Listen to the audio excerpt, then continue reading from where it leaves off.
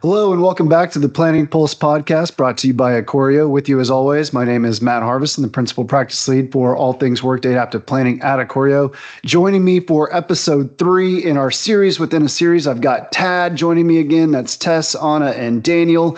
We are going to be wrapping up our Workday Data Management series by talking about Tenant Migration Strategy. The first episode, we talked about bringing data from HCM or financials into Adaptive, what that could look like.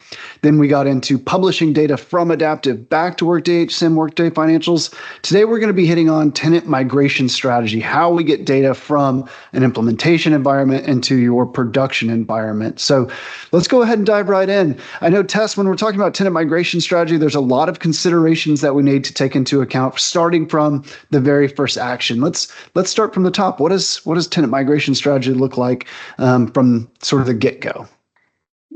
Yeah, so one of the very first things that you need to take into consideration looking long-term ahead of the project is if you already have an adaptive production tenant provisioned, then when you're testing an adaptive impl, you cannot set up user sync between your adaptive and your Workday tenant. This is because that would prevent us from being able to copy the impl into your adaptive prod. So what you need to do is you need to make sure that if adaptive prod is already enabled, you don't set up user sync and impl. The hope is that your prod does not exist already, in which case with user sync and impl, you'll still be able to copy that tenant over into your prod. But this would affect things such as publish back into Workday. So your published positions, financial plan, headcount plan, all of those will require user sync to be enabled. So if you do have that in scope of the project, we need to do certain things to make sure that I'm sorry, I'm messing this up. Tess, I'm we were doing sorry. so good. What I happened? thought you did great. I didn't have any notes. Sorry, good. Yeah, okay. Couldn't do it perfect 3 times in a row. All right. Do you want me to start all the way over from the top, or do you want me to finish just say get go and then turn it over to you? I can just go from get go. I think I said prod too many times and then I got in my head. Now I'm gonna try not to laugh because now I'm gonna be thinking about it. All right. So I'll just leave you to pick up right where I left off. Okay. Action.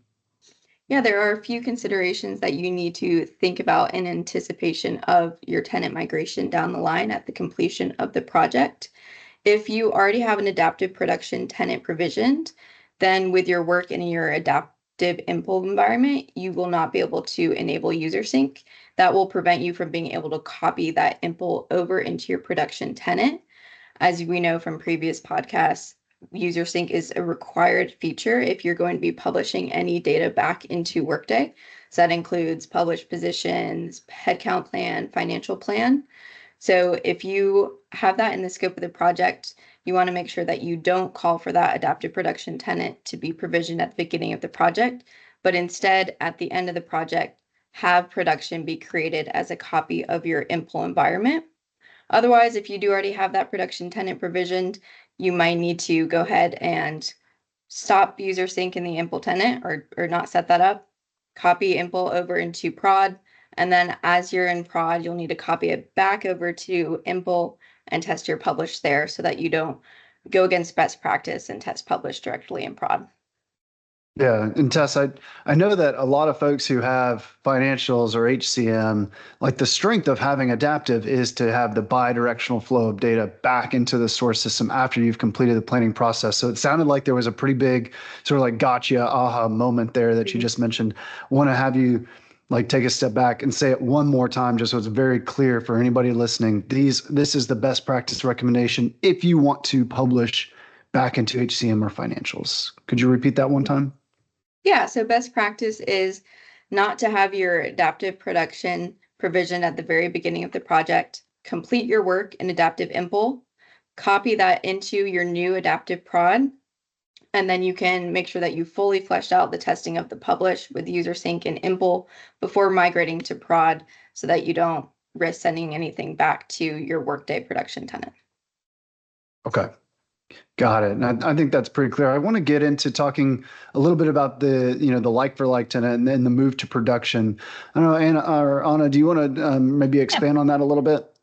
Yeah, so like just generally as we're talking through process, the first step would be we start in an implementation environment. So that means we have an implementation Workday environment, which we're connecting to an implementation adaptive environment. As Tess called out, if there's no production, you'd make sure the power of one is enabled, user sync is done, publish is all set up.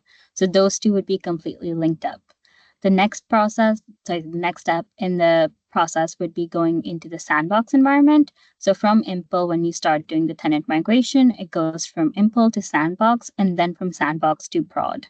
Couple of things to keep in mind when we're doing that actual migration part of it is just going to be like being aware of any IT policies, any changes about any considerations when we're moving into the production environment.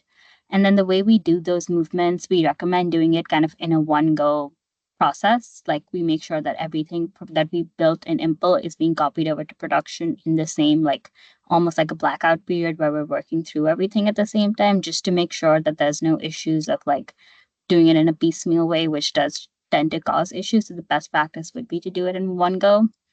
And then the way we do it is we use the standard like OX 2.0 transporter, which helps move like the Workday reports from Impl to Sandbox to prod. On the adaptive side, when those environments are provisioned, those things would just be copied over. So we just use a transporter to help move things on the Workday side. And I'll let Daniel add more to that. Yeah, no, great point. From there, piecemealing your different production environments can lead to not necessarily confusion, but outages and missing elements. So definitely want to stay away from that to where recognizing that once you're done with the end-to-end process, you're moving everything into like for like into production, so that way it's captured all at once. Inevitably, once that's all set up, you go through the process of refreshing data within your production environment, making sure everything's all stood up, all the data sources, your tasks and loaders are all good to go. And from there, the team will be live and ready to take on adaptive as administrators. In that use case for the client team to take back is that the Impl environment does last for up to 60 days. From there, the team can decide if they want to expand it out. So see a lot of clients, who want to do some dev testing or utilize it more, they can do that. Or just making sure that within their Workday contract that they have the sandbox environment provisioned. So that way you can do some side testing there, any enhancements or updates or future capabilities for your administrator team. It's very helpful and resourceful. It kind of gets put in the back of the mind when you're thinking of moving to production. So kind of want to bring that to the attention of everyone.